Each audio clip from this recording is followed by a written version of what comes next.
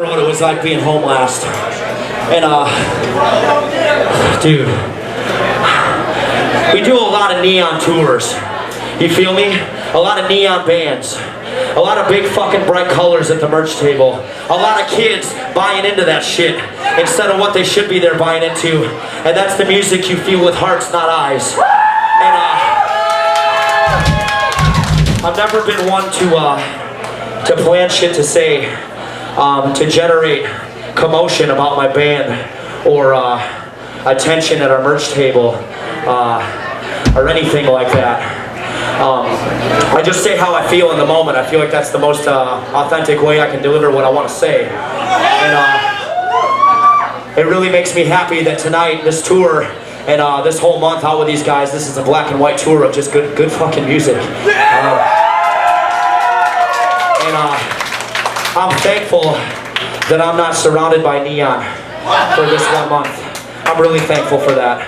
So I'm here with Garrett Rapp from Color Morale. Hello. Just finished your set from Guelph at Vinyl. Alright, so I just want to say that your set was sick, by the way. And congrats on the new album. It's awesome. It's such a well-rounded album, and I find like a lot of fans are really responding very well to it. Yeah. Yeah. So how has it been like touring so far, especially in Canada? It's been great. Usually, especially in Canada, we come for a day or two and then go back to the States. But this time we're actually here for a week, and then we have a week off back in the States, and then we're back for a week. So this is the most we've ever spent in Canada. Yeah. And it's great because we've had a lot of people, you know, that have seen us from a past Toronto date or Montreal date or New York date, able to come back out closer. Yeah. Where did you draw your inspiration from No Hope? For me, it was kind of collective. Personal experiences, the state of mind that I was in when we approached the writing process. I've always written as a therapeutic outlet, and approaching the album, I kind of just dumped everything I had written and kind of just wrote in the moment. I don't know, when you strip things down and do them without a manuscript, scripted approach, it's more authentic. It's basically, essentially, you're purging how you're feeling into songs and writing truthful stories for people. Exactly. Our band, ultimately, that's why we're writing songs and playing music is for other people. Yeah, that's great. Yeah. Do you find that you write like better when you're in the studio, like setting, or when you're on the road? Like, how do you find that? It's kind of chaotic. Like in the studio, we took two months in the studio to do No Hope. Right. It was very stressful. Very, very chaotic.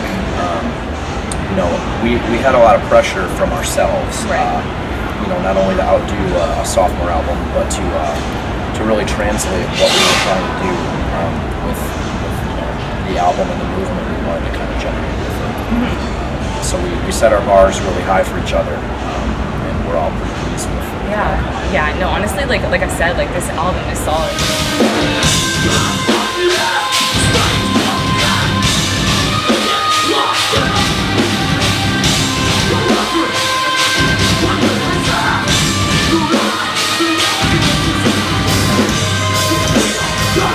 Is there a song that like kind of resonates with you the most off the album that kind of like hits home with you?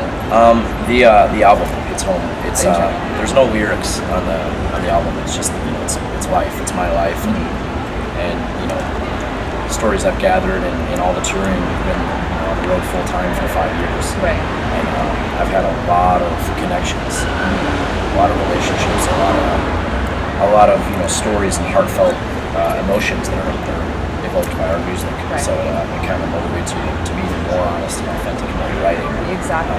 Especially when you know that there's I don't like the word fan base. You know, there's a large body of people that need to hear it, especially at a younger detrimental age. For sure, especially like with albums and whatnot, like you don't really write for like, I want to please these people. Like you do it for yourself, and I feel like that in turn kind of like pleases people. Definitely. I mean, we spent 2 album cycles, sleeping in the van every night or crashing on couches, and definitely scraping. And with the third record, it was definitely risky. We had two roads we could have taken in writing this album. There's take the highway and do things like everyone else is, or take the dirt road and do things really stripped down and raw. And you know, we ultimately took the dirt road and kept ourselves honest to ourselves, and you know, the outcome we transmitted with it was successful. We get to stay in hotels a lot now. That's cool. And also touring with the Misery Signals. So I remember you saying at one point, like, you as a band kind of draw your inspiration also from Misery Signals. So how is it like touring with them now? Oh, it's great. I mean, I just even tonight, like sitting at the merch table and you know, just singing along with every song that I've listened to for years. It's the coolest feeling in the world. Just being out with one of your favorite bands. Our band, we learned a lot. You know, and every element of musicianship. You know, Carl's been one of my biggest vocal inspirations.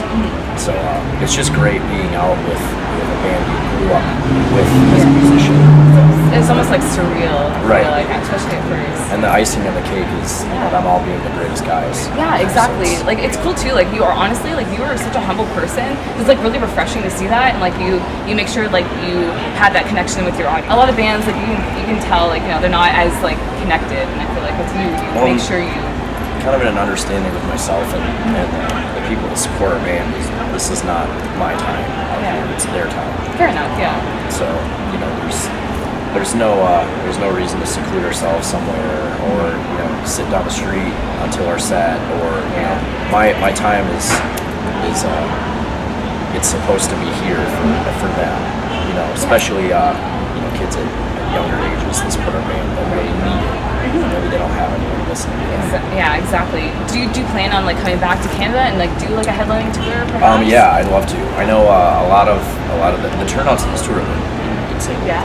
Great. So, a lot of the promoters we've talked to are excited to have us back. Yeah, I'd love to. I love Tim Hortons. So. Right.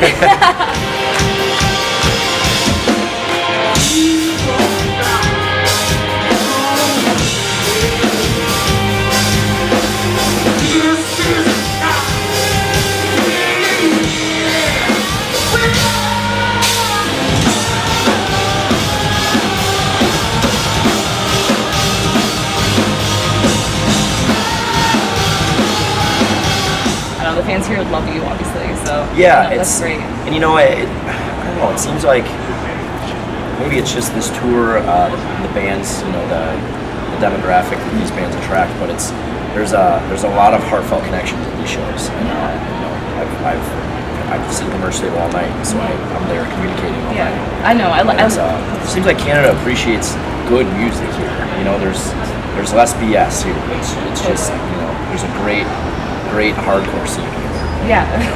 People like music. A lot of fans who submit their tattoos and whatnot. Like, how do you feel about that? Like, it's the most rewarding thing. You know, society bases you know, rich off of finances or social status. Right. You know, for me, I've got a few bucks in my wallet and a suitcase full of clothes and a new hotel, and that makes me comfortable. And seeing that at the merch table every night, and it's happening now every single night of the week. Knowing that I took something negative and I wrote about it in a hopeful demeanor, and to see somebody invest so much in it that they'll brand it on their skin for their lifetime. Exactly. That makes me that I'm rich in this. Do you have any like tattoos at all that like kind of inspire you, or would you like to? I have one. I have one on my foot that's it's actually the logo of a band. Great friends of mine called the Felix Culpa. Okay. If anyone's watching this, go check that band out. Yeah. It's like the most rewarding thing ever. Not only for like you as an artist, like for like the fan itself. It's like he just gets it. He gets it. And he wrote a song about it. It's cool. Like kids, you know, a big thing in you know, young ages and this demographic nowadays is self-harm, and kids struggle a lot with self-harm. It's cool to see you know, inspiration from you to replace old scars with new ones. Yeah, exactly. And positive ones. You know, I the other day I saw a kid that had, you know, he had all these scars on his wrist, and he had a no hope tattoo, and you know, he thanked me for our music and said that it's kept him from some really dark places. Yeah. He can pop on our CD, you know, that it's there. So that makes what I'm doing necessary. Yeah, for sure.